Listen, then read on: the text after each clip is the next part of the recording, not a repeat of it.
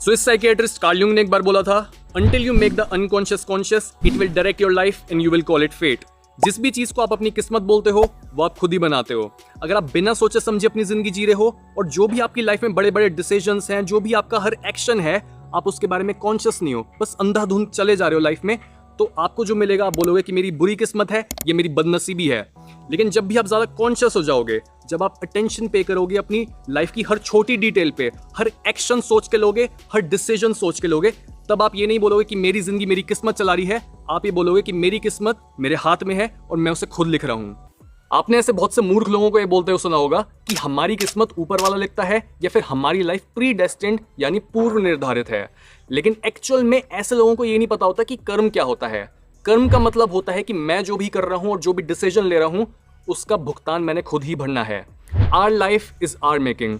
या तो मैं अपनी जिंदगी किस्मत पर छोड़ सकता हूं कि जो होगा देखा जाएगा, या फिर मैं ज्यादा कॉन्शियस होकर अपनी जिंदगी को अपना मनचाहा आकार दे सकता हूं। और तभी अगर आपने इस वीडियो को एंड तक देखा और इसमें दिए ज्ञान को ढंग से समझा, तो ये मेरी 100% नहीं, ये मेरी 1000% गारंटी है कि आप भी अपने अंदर दुनिया को बनाने वाली ताकत को ढूंढ पाओगे और अपनी डेस्टिनी को खुद क्रिएट कर पाओगे।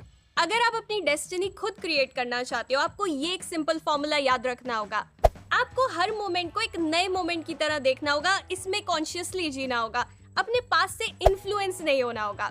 जैसे ज्यादातर लोग ना अपनी लाइफ को रिपीट पे जीते हैं, सेम पैटर्न्स चलते रहते हैं, जो पास्ट में हुआ था वही प्रेजेंट में होता है और वही उनके फ्यूचर में होगा, क्योंकि वो उससे कुछ सीखते नहीं है, बस सीधा सीधा वही जो है रिपीट करते रहते हैं। जैसे एक बच्चा जिसने अपने फादर को बचपन में देखा कि वो बहुत ज्यादा गुस्सा करते हैं, वो उनके जैसा ही बन गया। उसने कॉन्शियसली चूज नहीं किया उनके जैसा बनना, वो बस वैसा बन गया। ये क्या है? अनकॉन्शियसली जीना। दूसरी तरफ एक और बच्चा जिसने अपने फादर को देखा कि वो बहुत ज्यादा गुस्सा करते हैं, वो बिल्कुल उनसे ऑपोजिट बन गया। उसने सोचा कि मेरे फादर इतना गुस्सा करते हैं, मैं कभी गुस्सा नहीं करूंगा। अब वो कहीं पे स्टैंड नहीं ले पाता, उसको कोई भी कुछ भी बोल के चला जाता है क्योंकि वो गुस्सा ही नहीं कर पाता। दोनों जो है पास से इन्फ्लुएंस है, हमें ये दोनों चीजें नहीं करनी। हमें ये देखना है कि ओके, इस मोमेंट में मुझे क्या करने की जरूरत है, क्या मुझे गुस्सा एक्सप्रेस करना चाहिए, किस वे में एक्सप्रेस करना चाहिए। हर मोमेंट को नए मोमेंट की तरह देखना है। जैसे गन्ने में से हम जूस निकालते हैं ना, वैसे ही अपने पास्ट में से आप निकालो कि आपने क्या सीखा, बाकी चीजें फेंक दो, बस अपनी सीख अपने पास रखो। अनकॉन्शियस होने का मतलब है कि आप अंधेरे में जिंदगी जी रहे हो, बट ज्यादा कॉन्शियस होने का मतलब है कि आपने लाइट्स को ऑन कर दिया है और आप हर चीज को क्लियरली देख पा रहे हो।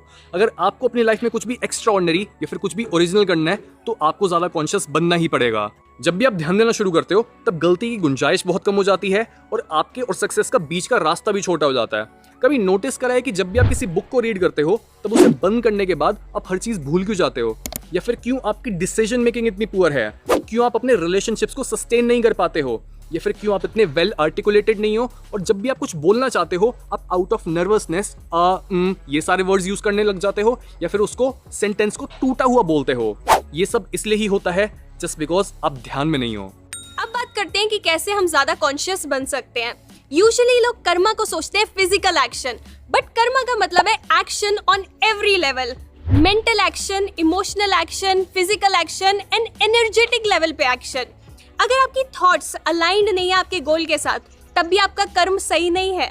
अगर आप फिजिकली एक्शन नहीं ले रहे, तब भी सही नहीं है। सो हमें हर चीज को अलाइन करना होगा, और ऐसे ही हमें अपने वर्ड्स का भी ध्यान रखना होगा।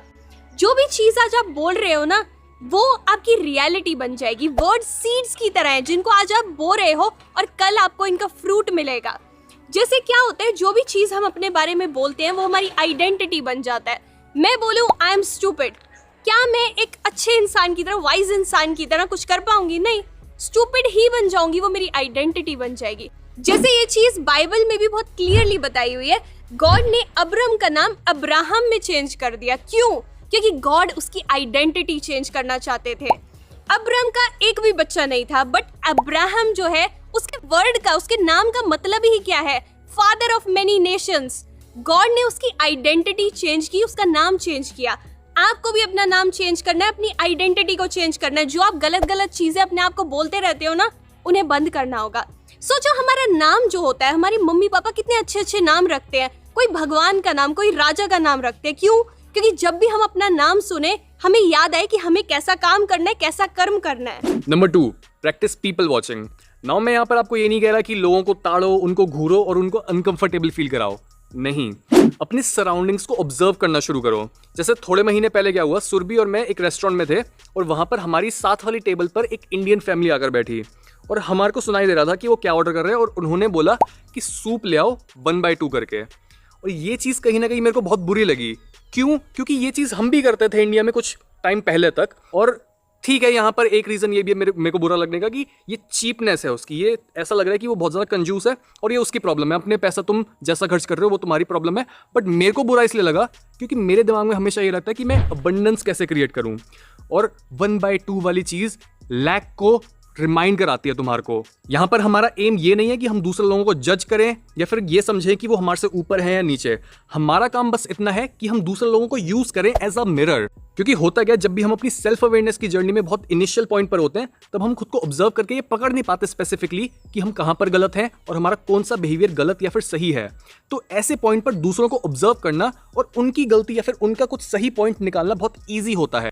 इसलिए दूसरे लोगों को ऑब्जर्व करो और उनके बिहेवियर को समझो, खुद को ज्यादा कॉन्शियस बनाने के लिए। तीसरी चीज, इंटेरोगेट योरसेल्फ।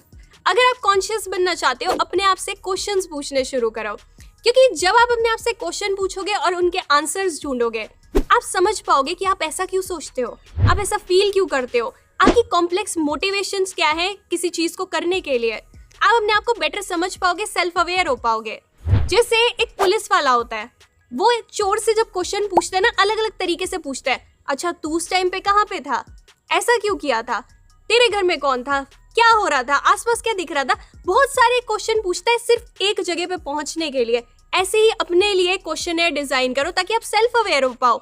मैं इरिटेट क्यों हो जाती हूँ इतनी जल्दी, मैं एक तरह के जो लोग होते हैं उन्हीं से अट्रैक्टेड क्यों हूँ, मैं हमेशा नेगेटिव सा क्यों फील कर रही होती हूँ, मुझे अपने गुस्से को कैसे एक्सप्रेस करना चाहिए। क्वेश्चन पूछो अपने आप से। Number 4, observe and recall.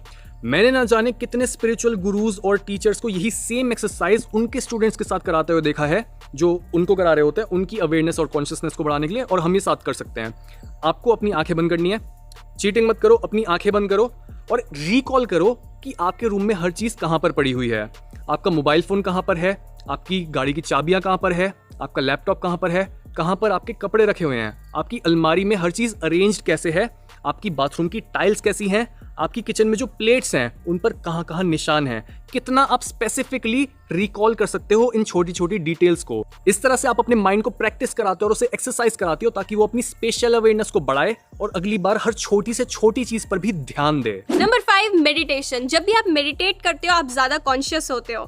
जैसे सोचो, अगर आपके हाथ में एक ग्लास है जिसमें मडी वाटर है, अगर आप उसको स्टर करते रहो मडी वाटर वहीं का वहीं रहेगा। बट अगर आप उसको थोड़ी देर के लिए छोड़ दोगे, उस टाइम पे क्या होगा, मड सेपरेट हो जाएगा, सेटल हो जाएगा और पानी ऊपर आ जाएगा।